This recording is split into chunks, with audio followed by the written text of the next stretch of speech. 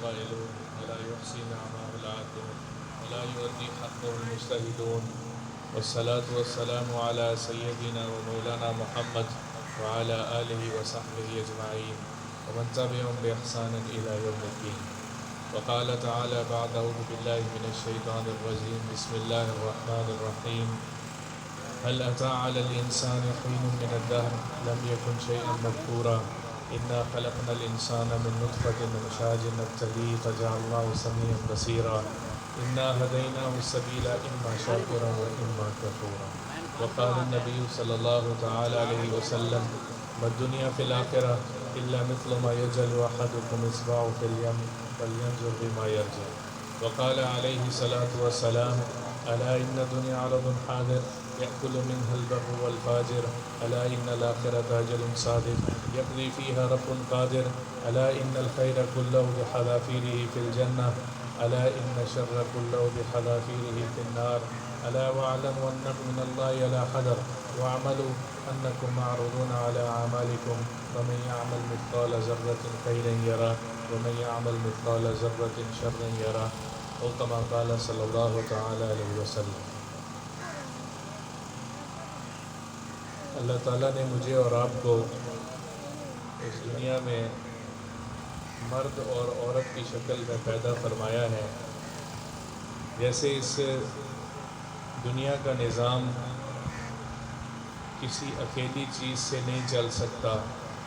سورج ہو اور چاند نہ ہو تو دنیا کا نظام نہیں چل سکتا. مشرق ہو اور مغرب نہ ہو نہیں چل سکتا. دن ہو رات نہ ہو نہیں چل سکتا. اللہ تعالیٰ نے اسی طرح سے انسانوں کے نظام کو چلانے کے لیے مرد اور عورت دونوں کو شرط قرار دیا ہے انسانوں کے نظام کو چلانے کے لیے. جس طرح پیدا کرنے میں دونوں ایک دوسرے کے محتاج ہیں، مرد اور عورت دونوں آگے اولاد کو پیدا کرتے ہیں. کسی ایک کے ہونے اور ایک کے نہ ہونے پہ یہ نظام پیدائش کا آگے نہیں چل سکتا. اسی طرح سے بالکل اسی طرح سے تربیت کے لیے، انسان کی تربیت کے لیے بھی مرد اور عورت، ماں اور باپ دونوں کا ایک فکر کے اوپر ہونا ضروری ہے. تب جا کے اولاد کی تربیت ہو سکتی ہے. باپ جتنا مرضی زور لگائے اکیلا ہوگا اور ماں اس سے موافقت نہ رکھتی ہو تو بچہ تربیت کے منازل طے نہیں کر سکتا. ماں اکیلی دعائیں مانگتی رہے، زور لگاتی رہے اور باپ کی اس کے اندر سوچ شریک نہ ہو اور فکر شریک نہ ہو تو اکیلی ماں کچھ نہیں کر سکتی. خوبصورت اس معاشرے کو خوبصورت انسان مہیا کرنے کے لیے اللہ تعالیٰ نے مرد اور عورت پیدائش میں بھی شرط قرار دیے ہیں، بچے کو پیدا کرنے میں بھی شرط قرار دیے ہیں اور بچے کو پروان چڑھانے میں، بچوں کو پروان چڑھانے میں بھی ماں اور باپ دونوں کا کردار ہو.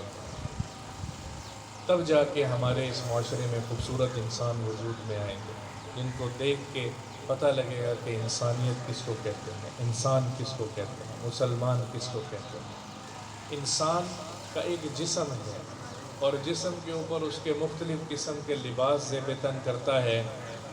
نہ جسم کی کوئی حیثیت ہے نہ ان لباسوں کی کوئی حیثیت ہے.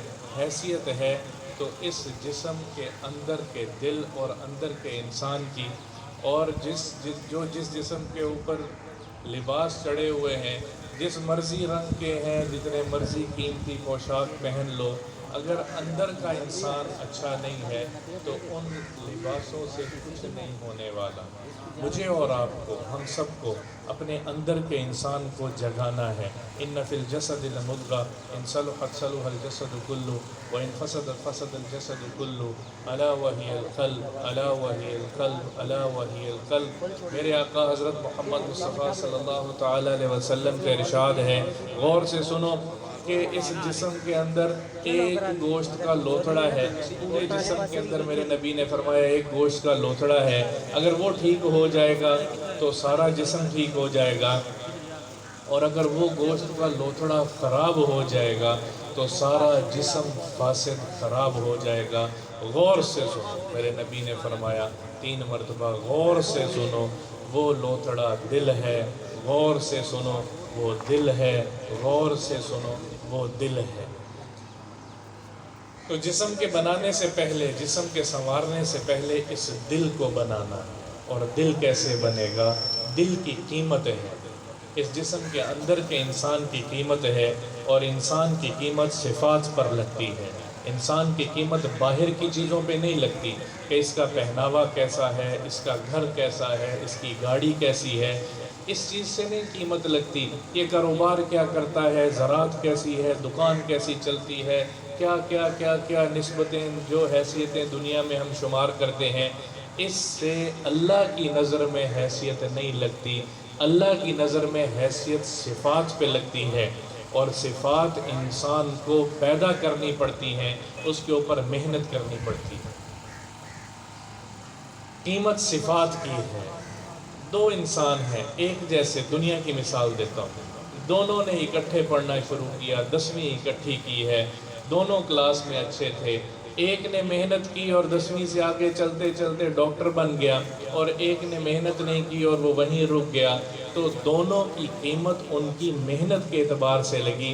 وہ جس نے محنت کی اس کا اپنا نام ختم ہو گیا اور کہنے لگے کہ ڈاکٹر صاحب آ گئے ہیں، انجینئر صاحب آ گئے ہیں، فلاں صاحب آ گئے ہیں۔ دینی مثال لے لیں، جس نے دین کے راستے پہ محنت کی ہے، اس محنت کی بقدر اس کی قیمت لگتی ہے۔ انسان یکساں ہیں، 2 آنکھیں دیکھنے کے لیے اللہ نے سب کو دی ہیں، 2 کان سننے کے لیے میرے رب نے سب کو دیے ہیں، بولنے کے لیے زبان سب کو دی ہے، پکڑنے کے لیے 2 ہاتھ اور 10 انگلیاں سب کو ملی ہیں، چلنے کے لیے 2 ٹانگیں، اور جسم کے اندر جو کچھ ہے 19-20 شکلوں کے فرق کے ساتھ سب کو برابر ملا ہے۔ لیکن پھر فرق کیوں ہوتا ہے کہ فلاں وہ اللہ کے ہاں بہت مرتبہ رکھنے والا بن گیا؟ وہی لوگ تھے صحابہ جو پہلے عام انسان تھے، اسی طرح سے مکہ کی سرزمین پہ رہتے تھے، ان میں سے ایک ایسا ہوا کہ اللہ کے نبی نے ایسی محنت کی، ایسی صفات پہ محنت کی کہ میرے آقا صلی اللہ تعالی علیہ وسلم نے فرمایا لو کان بعدی نبیا لکان عمر، میرے بعد اگر کوئی نبی ہوتا تو عمر ہوتا۔ عمر پہلے کیا تھے؟ اور محنت جو کی ہے دل کے اوپر، اور محنت جو کی ہے اللہ اور اللہ کے رسول صلی اللہ تعالی علیہ وسلم کو اللہ کو راضی کرنے اور اتباع رسول میں، تو مقام اور مرتبہ کیا پہنچا ہے۔ عام انسان تھے چلنے والے۔ سعد رضی اللہ تعالیٰ عنہ، انتقال کا وقت قریب آیا اور جبریل تشریف لاتے ہیں، آپ صلی اللہ تعالی علیہ وسلم اپنے گھر میں آرام فرما رہے ہیں، آپ صلی اللہ تعالی علیہ وسلم آرام فرما رہے ہیں، مسورات بھی توجہ فرمائے تھے۔ جبریل آتا ہے اور آ کے آپ صلی اللہ تعالی علیہ وسلم کے پاؤں کی انگلی کو آ کے ہلکا سا ٹچ کرتا ہے، حرکت دیتا ہے، اور آپ صلی اللہ تعالی علیہ وسلم بیدار ہوتے ہیں، اٹھتے ہیں۔ جبریل کیا ہوا؟ من مات من امتی کا یا رسول اللہ، اے اللہ کے نبی آپ کی امت میں آج کون سے کس کا انتقال ہوا ہے، کون فوت ہوا ہے، کون اللہ کے پاس پہنچنے والا ہے؟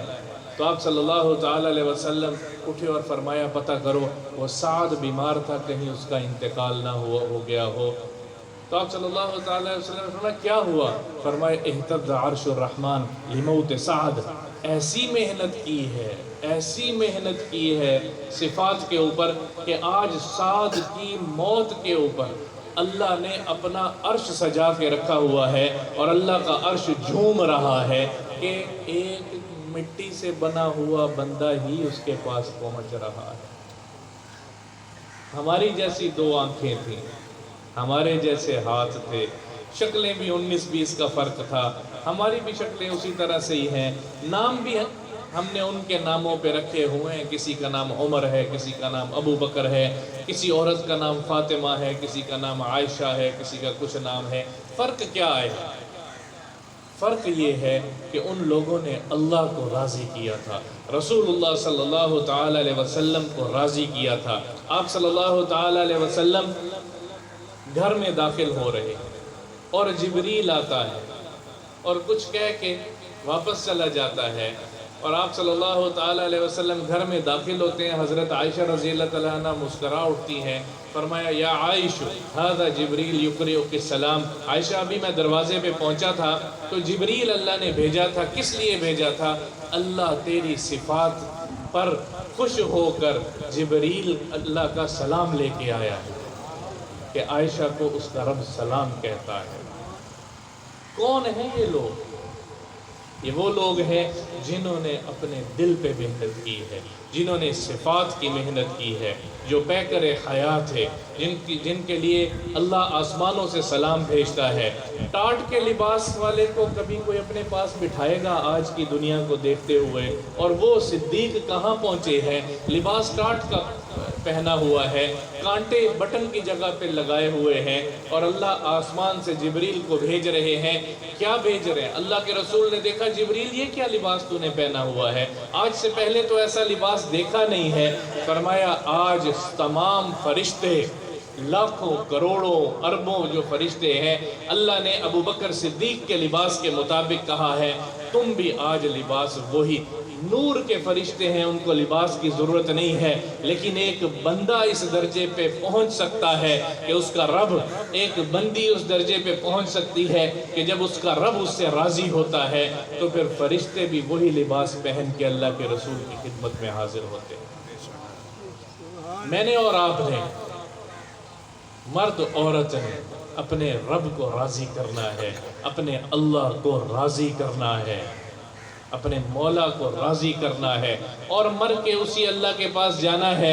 وہاں انعام ہوگا، اکرام ہوگا، ہمیشہ ہمیشہ کی راحت اور آسانیاں ہوں گی، اور ہمیشہ ہمیشہ کے لیے دسترخوان، کھانے پینے ہوں گے۔ یہ دنیا کی زندگی عارضی ہے جس کو میں نے اور آپ نے چھوڑ کے چلے جانا ہے۔ یہاں کے سجدے کل قیامت میں کام آنے والے ہیں، یہاں کی نمازیں، یہاں کے یہ درس کے پڑھنا پڑھانا، یہاں کی حدیث سننا اور سنانا، یہاں کی مجالس، دینی مجالس کی طرف چل کے جانا، یہاں رات کو مسجدوں کی طرف قدم بڑھانا، کل اللہ کے ہاں اس کا مرتبہ، اس کا مقام پتہ لگے گا کس درجے پہ ہے۔ ما سلککم فی سقر کل نفس بما کسبت رہینہ، ہر انسان کو اس کے کیے کی سزا ملنی ہے، جزا ملنی ہے یا سزا ملنی ہے۔ اور نیک لوگ پوچھیں گے ان سے، جہنمیوں سے، ما سلککم فی سقر، تم کیوں نہیں اس جنت کو پا سکے اور تمہیں کیوں سقر جہنم کے اندر ڈال دیا گیا ہے؟ تو وہ کیا کہیں گے؟ لم نک من المصلین، ہم تو نماز ادا کرنے والوں میں سے نہیں تھے۔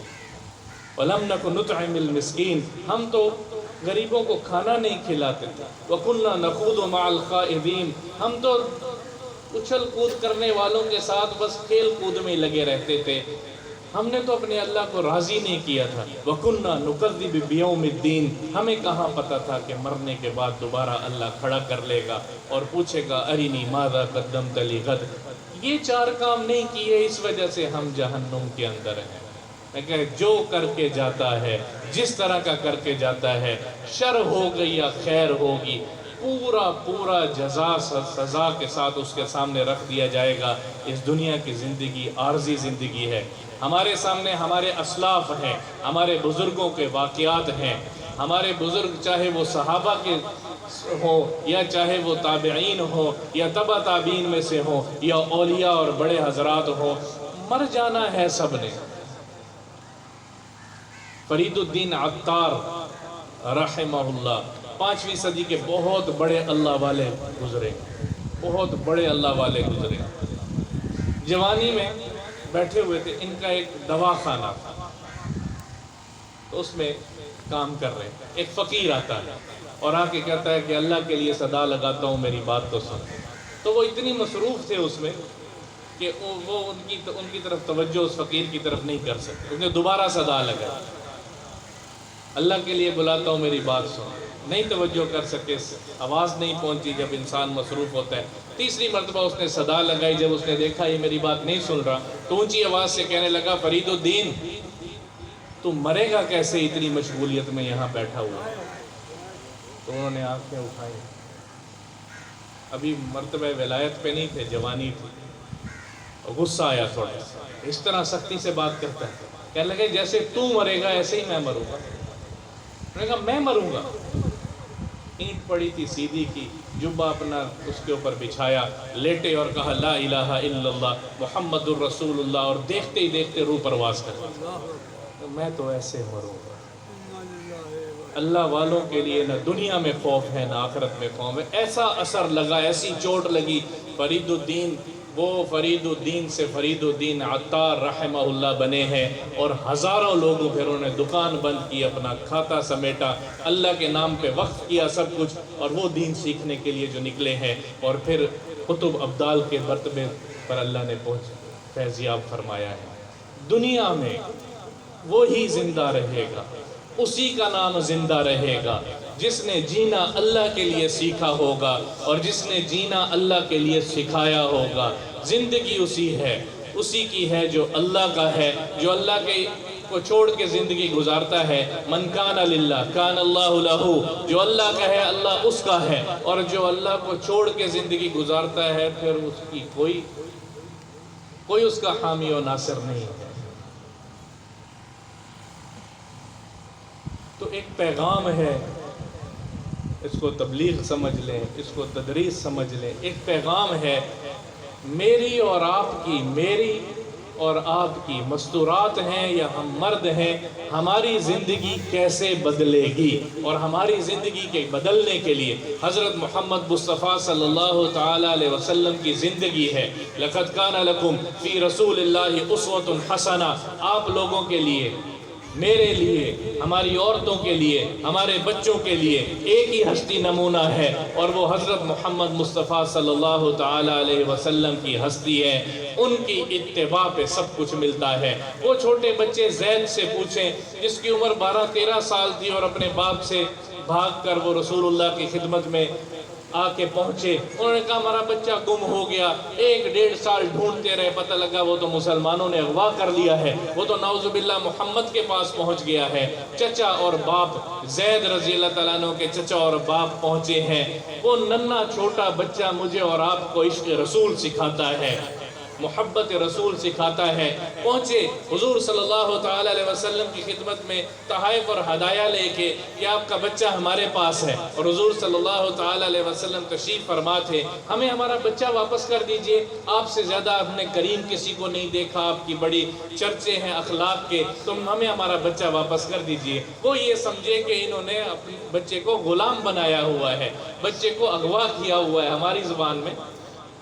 تو آپ صلی اللہ تعالی علیہ وسلم نے مسکرا کو جواب دیا، فرمایا کہ زید کو بلا لیتے ہیں اور اس سے پوچھ لیتے ہیں، اگر وہ آپ لوگوں کے ساتھ جانا چاہتا ہے تو مجھے کوئی پرواہ نہیں ہے، ضرور آپ کے ساتھ جائے، لیکن اگر زید ہی نہیں جانا چاہتا تو میں آپ لوگوں سے زید کا سوال کرتا ہوں کہ وہ زید مجھے دے دیں۔ انہوں نے کہا اس سے اچھی بات ہی کوئی نہیں ہے، بھلا کوئی بچہ چھوٹا غلامی کی زندگی کو پسند کر سکتا ہے، بھلا کوئی چھوٹا بچہ اپنے ماں باپ کو چھوڑ کے کسی اور کے پاس رہ سکتا ہے، بھلا کوئی چھوٹا بچہ جتنے باپ آیا ہے، چچا آیا ہے، یہاں غلامی کی زندگی ہے، وہ اس کی اپنی عیش و عشرت کی زندگی کو چھوڑ کے یہاں، میں نے کہا بہت اچھی بات ہے، بلائیں زید کو۔ زید رضی اللہ تعالیٰ عنہ تشریف لاتے ہیں اور بھاگتے ہوئے رسول اللہ کی گود میں آ کے بیٹھتے ہیں اور کہتے ہیں آپ صلی اللہ علیہ وسلم نے فرمایا زید ان کو جانتے ہو؟ انہوں نے کہا جی جانتا ہوں، یہ میرے والد ہیں، یہ میرے چچا ہیں۔ زید یہ تمہیں لینے کے لیے آئے ہیں، تمہارا جی چاہے تو تم ان کے ساتھ جا سکتے ہو۔ تو زید کی آنکھوں میں آنسو آئے اور کہنے لگے ابا جان میں آپ سے بڑی محبت کرتا ہوں، چچا جان میں آپ سے بڑی محبت کرتا ہوں، لیکن اللہ کے واسطے میں آپ کو یہ کہتا ہوں کہ مجھے محمد کی غلامی میں رہنے دیجیے صلی اللہ تعالی علیہ وسلم۔ اس غلامی پہ آزادی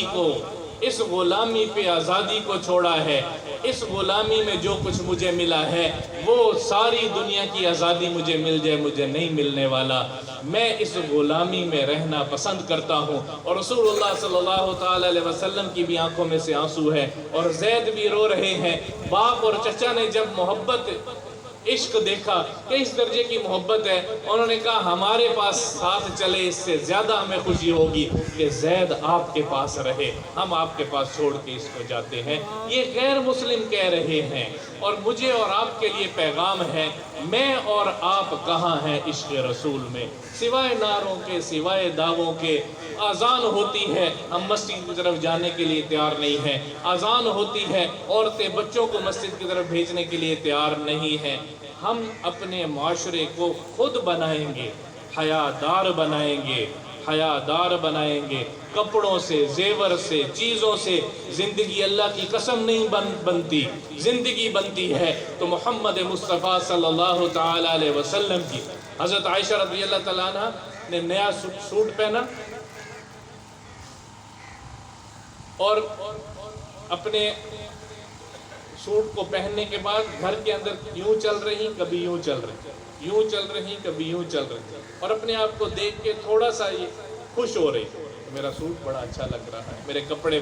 اتنے میں ان کے والد ابو بکر صدیق رضی اللہ تعالیٰ عنہ تشریف لاتے۔ عائشہ کیا کر رہی ہے؟ میں کہا ابا جان نیا سوٹ پہنا ہے اور اس کو دیکھ رہی ہوں۔ عائشہ اللہ کی نظر اس وقت تیرے سے ہٹ چکی۔ کپڑوں سے زندگی تھوڑی بنتی ہے، کپڑوں سے زندگی تھوڑی بنتی ہے، زندگی تو اندر عجب نہ ہو اس سے بنتی ہے، تکبر نہ ہو اس سے بنتی ہے، اخلاق ایسے ہوں کہ دیکھنے والا آپ سے متاثر ہوئے بغیر نہ رہ سکے۔ رسول اللہ صلی اللہ علیہ وسلم۔ پھر کپڑے جتنے مرضی مہنگے ہوں تو کوئی مسئلہ نہیں ہے، پھر کپڑے جتنے مرضی سستے ہوں پھر کوئی مسئلہ نہیں ہے، پھر 70 پیوند لگے ہوں عمر رضی اللہ تعالیٰ عنہ کے کپڑے کی طرح تو بھی خلیفہ وقت ہے، اور پھر کچھ بھی سب کچھ پاس ہے تو بھی ٹھیک ہے، اللہ ساتھ ہے، رسول اللہ صلی اللہ تعالی علیہ وسلم کی زندگی ہے تو ہم کامیاب ہیں، ہم کامیاب ہیں۔ اور اگر وہ زندگی نہیں ہے، میں مستورات سے بھی یہ کہتا ہوں، ہم نے اپنے بچوں کو جو ماحول دینا ہے کل کو بچے وہی بنیں گے۔ اگر ہم چاہتے ہیں کہ ہمارے بچے نیک بنے تو بچے ہماری باتیں نہیں سنیں گے۔ آج کل مائیں بھی یہ کہتی ہیں، باپ بھی یہ کہتے ہیں، مجھے لوگ آئے کہتے ہیں بچے ہماری سنتے نہیں ہیں۔ میں ایک جملہ کہتا ہوں، میں کہتا ہوں بچے سنتے نہیں ہوتے، بچے دیکھتے ہیں۔ باپ کیا کر رہا ہے بچے وہ دیکھتے ہیں، سیکھ رہے ہوتے ہیں۔ ماں کیا کر رہی ہے بچے دیکھتے ہیں اور سیکھ رہے ہوتے ہیں۔ مجھے اور آپ کو جیسی اپنی اولاد بنانی ہے، پہلے مجھے اور آپ کو خود اس سانچے میں ڈھلنا ہوگا۔ میں کہوں میری زندگی میں کوئی تبدیلی واقع نہ آئے، میری زندگی تو جیسے چل رہی ہے وہ ویسے ہی چلے، میرے بچے بن جائیں حافظ قرآن اور میرے بچے بن جائیں جنید بغدادی، یہ ممکن نہیں ہے۔ الولد سر لابیہ، بیٹا باپ پہ ہوتا ہے، اس کا مفہوم بتا رہا ہوں، بیٹا باپ پہ ہوتا ہے۔ جو اندر جذبات ہوں گے وہی باہر جذبات آئیں گے اولاد کی شکل میں۔ اگر شکل صورت ماں باپ سے ملتی ہے تو اندر کے جذبات بھی ماں باپ سے ملتے ہیں۔ جو جذبہ پہ چھوڑ کے جائیں گے وہی جذبہ آگے لے کے چلنے والی ہماری اولاد آئے گی۔ تو اللہ تعالیٰ آپ سب کا یہاں بیٹھنا قبول فرمائے، آنا قبول فرمائے۔ یہ بھائیوں کی یہاں پر ایک محنت ہے، آپ کے ادارے یہاں آپ کے علاقے میں ان کا ایک ادارہ چل رہا ہے بنات کا، جس میں کتابیں پڑھائی جا رہی ہیں۔ آپ سب بھی اس میں بڑھ چڑھ کے تعاون کریں، کیونکہ براہ راست رسول اللہ صلی اللہ تعالی علیہ وسلم کی حدیث کو پڑھنا اور پڑھانا یہ باعث برکت ہے۔ براہ راست کتاب اللہ، یہ کلام اللہ ہے، اللہ کی کتاب ہے، اور پوری دنیا میں اللہ کے سوا پوری دنیا میں اللہ خالق ہے اور باقی سب مخلوق ہے قرآن کے علاوہ۔ قرآن مخلوق نہیں ہے، قرآن اگر اللہ خالق ہے تو قرآن کیا ہے؟ قرآن خالق کی صفت ہے، کلام اللہ ہے۔ اللہ بولتا ہے تو وہ کلام اللہ ہے۔ جیسے کوئی بول رہا ہو، جب تک بولنے والا باقی رہے گا اس وقت تک اس کا کلام باقی رہے گا، اسی طرح جب تک اللہ باقی رہے گا اس وقت تک قرآن باقی رہے گا۔ حروف کی بات نہیں کر رہا جو لکھے ہوئے ہوتے ہیں، کلام اللہ ہے، کتاب اللہ ہے۔ اس کے حفاظ کی قدر کرو، اس کو اپنے بچوں کو قرآن پڑھانے کی کوشش کریں، زیادہ سے زیادہ اس طرح بچوں کو پڑھائیں، ہماری دنیا بھی بنے گی، ہماری آخرت بھی بنے گی۔ آپ کے پاس تھوڑی دیر کے لیے آنا ہوا، اللہ تعالیٰ آپ کو اس کا آنے کا اجر عطا فرمائے۔ اور زندگی میری پھر وہی بات ہے، لا الہ الا اللہ محمد الرسول اللہ۔ حیادار زندگی چاہیے تو رسول اللہ کی اتباع میں، محمد مصطفیٰ صلی اللہ تعالیٰ علیہ وسلم کی زندگی میں ہی نجات ہے، وہی کامیاب ہے۔ وہ محمد مصطفیٰ صلی اللہ تعالیٰ علیہ وسلم کو ہم اپنی زندگی میں نمونہ بنا کر چلیں، نمونہ بنا کر چلیں۔ تو اس کی سارے بھائی کوشش فرمائیں گے نا؟ سبحان اللہ و بحمدہ، سبحان اللہ العظیم۔